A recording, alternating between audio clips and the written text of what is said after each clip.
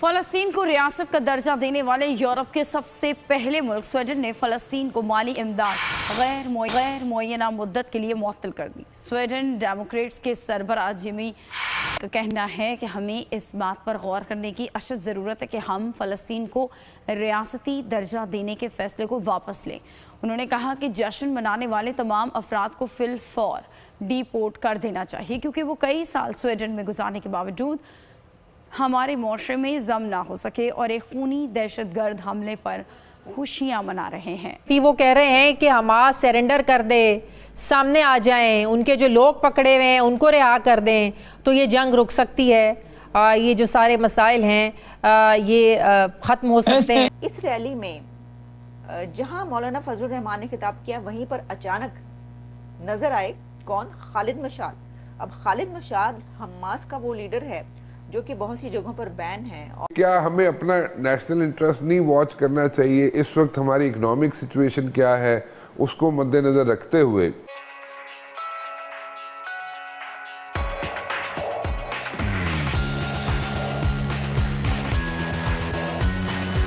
और उसको एक मिलिटेंट कहा जाता है। और खालिद मशाल जो है, इस वक्त जो इजराइल और पैलेस्टीन की जंग चल रही है वो इस वक्त एक्टिव पॉलिटिकल लीडर के तौर पे, जैसे कि इस्माइल हानिया या जो हमास को लीड कर रहे हैं वैसे तो नहीं, लेकिन वो हमास का एक बहुत बड़ा लीडर तस्वर किया जाता है खालिद मशाल को।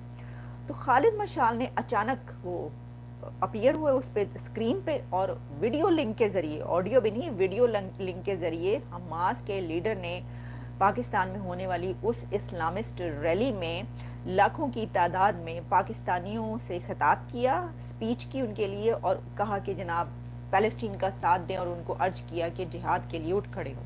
तो एक तरीके से जिहाद की कॉल हुई ना, यानी आप पैलेस्टीन की बात कर रहे हैं, इस वक्त इजराइल और पैलेस्टीन का मामला है, तो उसमें जब आप कहते हैं तो फिर अब ये पाकिस्तान के लिए कितना ख़तरनाक है। मैं ये समझती हूँ कि बेशक ये किसी हुकूमती सतह पर ये ऐसे नहीं हुआ, वो एक रिलीजियस पार्टी है, इस्लामिस्ट पार्टी है जिसने उसको अपने उसमें जो है वो दावत दी। मौलाना फजल रहमान से पूछा जाना चाहिए, क्योंकि जो पाकिस्तान इससे एफएटीएफ की लिस्ट में रह चुका है, ठीक है जनाब। तो अंदर के जो हैं वो तो आप जानते ही हैं, ठीक है, जिनके मुतालिक इशारे किए जाते रहते।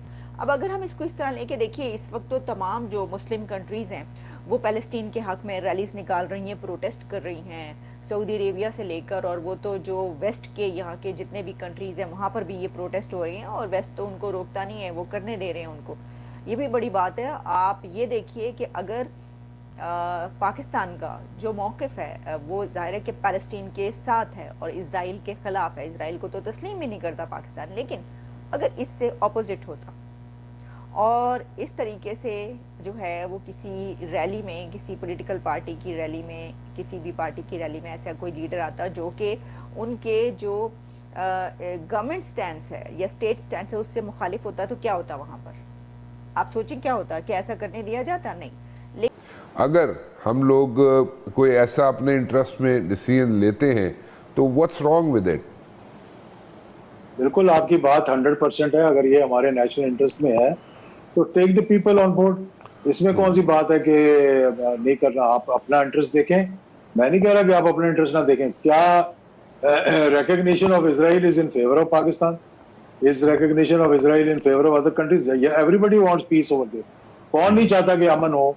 कौन नहीं चाहता कि फलस्तीनी जो है वो एक आज़ाद फजा में रह लें, जो पिछले 75 साल से कर रहे हैं? और ये कौन नहीं चाहता कि गाजा जो कि 31 किलोमीटर बाय 16 किलोमीटर का इलाका है, जिसको एक जीती जागती जेल बनाया हुआ है कि वहाँ के लोग जो है सुख का सांस ले सकें। लेकिन एक चीज की हद होती है, एक बर्दाश्त होती है। एक तरफ आप एक जेनोसाइड कमिट कर रहे हो और जस्ट बिकॉज क्योंकि जो आज़ादी के लिए अपने लड़ रहे होते हैं ना इतने लंबे अरसे से, उनको अपॉर्चुनिटीज की तलाश होती है। अफगानिस्तान का किस्सा आपके सामने है, मैं उस पर ज्यादा बात नहीं करना चाहता कि 40 ममालिक पे दुनिया का मदर ऑफ ऑल बॉम्ब्स वहां पे गिराया गया था और इवेंचुअली उनको बिस्तरा बांध कर वहां से जाना पड़ गया। तो ये नहीं कह सकते आपके ताकत और कुव्वत जो है वही हर चीज है। सस्टेनेबिलिटी होती है, लोगों की एक वो होता है। और जिस तरह लाजमी बात है कि जहां 40 मुल्क एक तरफ उनको सपोर्ट कर रहे थे तो कोई ना कोई दूसरी तरफ से भी कर रहा होगा उनको। तो ये चीजें सारी जो है ये आप एक सब बैठकर अपने मामला देखकर आप देखें कि जनाब हमें इसमें बेहतरी है कि नहीं है। ठीक है, आपको एक फैसला करना है, क्या कश्मीर को हमने उजागर रखना है और क्या कश्मीर के लिए हमारी कोई शहरग है कि नहीं है, क्योंकि पानी तो हमारा वैसे ही बंद कर दिया उन्होंने। अभी आहिस्ता आहिस्ता दरिया सूखते जा रहे हैं और इवेंचुअली यहाँ पर आप देखेंगे कि क्या होगा लॉन्ग टर्म। तो ये चीजें जो है ये आपको सोचनी पड़ती हैं, समझनी पड़ती हैं, कौमों को इत्मीनान में लेना पड़ता है। चंद लोग ये फैसला नहीं कर सकते कि आज हमें भाई इजराइल के साथ ताल्लुकात ठीक कर लेने चाहिए, आज हिंदुस्तान को राहदारी दे दें। आपने जब सारे अपने कार्ड जो है वो खोल के उनके सामने रख दिए तो फिर आपके पल्ले क्या रह जाएगा? फिर आप भूटान, नेपाल या कोई और ऐसा छोटा सा मुल्क बन के रह जाएंगे जो कि उनके जेर साया होगा। और वो यही उनका इस वक्त जो स्ट्रेटेजिक एग्रीमेंट है सिक्योरिटी का अमेरिका का और इंडिया का, वो against China and against Pakistan. Basically they want Pakistan to live subservient to India. अगर आपका ये फैसला है कि आपने गुलाम बन के रहना है तो मैं तो नहीं रोक सकता उसको, ना कोई और रोक सकता है, लेकिन इस पे सोचना पड़ेगा आपको। जी, ऐसे कोई बात नहीं है। ये एक रेजोल्यूशन ड्राफ्ट रशिया ने यूनाइटेड नेशन में तजवीज़ दिया है कि इजरायली ऑफेंसिव को रोका जा सकता है और सिविलियन को टारगेट करना का रोका जा सकता है और फिर हॉस्टेज के तबादला हो जाए। ये अभी तक रेजोल्यूशन ड्राफ्ट है जिसके नतीजा पे कि इजराइल ने ये बात को तो कभी नहीं सुना 75 साल से। देखिए जी, हम लोग जो है ना एक दो सिनारियो के सामने हैं, या दुनिया है इस इंटरनेशनल लॉज को इम्प्लीमेंट करें, 1000 तादाद करारदादें अक़वाम मुत्तहिदा यूनाइटेड नेशन ने पास कर दी। डॉक्टर साहब, शुमाली गाजा से इस वक्त कितने फलस्तीनी निकल चुके हैं, कितने अभी तक हैं? क्योंकि 24 घंटों का तो उन्होंने अल्टीमेटम दिया, जो काफिले जा रहे हैं छोड़कर जा रहे हैं उनको भी निशाना बना रहे हैं। अपने जगह से किसी ने नहीं हिला, सब अपने अपने घर में है। अच्छा। सब क्योंकि वो कहाँ जाएंगे? एक बॉर्डर को सील हुआ। दूसरी बात है कि ये इनके वतन है, ये कोई मुहाजिर थोड़े होता है इजराइलियों की तरह जो पता नहीं अमेरिका और लंदन से आया हुआ है।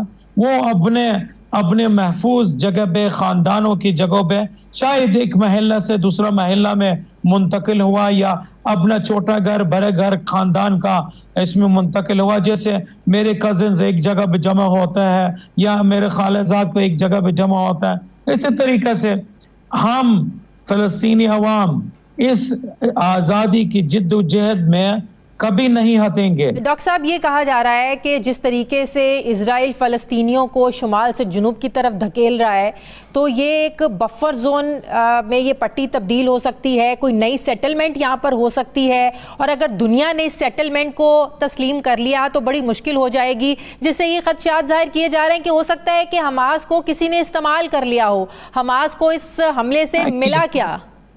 नहीं, देखिए बात सुने, अभी हमारा सामने शुमार आदाद है 1400 से जायद इजराइली सोल्जर और इनके सिलसिलर को हलाकत में थे। ये कौन सा धोखा, ये कौन सा साजिश जो हमास को लेकर आना में इतना कामयाबी हमास का या हमारे अवाम का हो गया। देखिए अभी ये मैं अर्ज किया था, ये जो इनफोर्स ट्रांसफर हमारा अवाम को हम इजाजत कभी नहीं देंगे।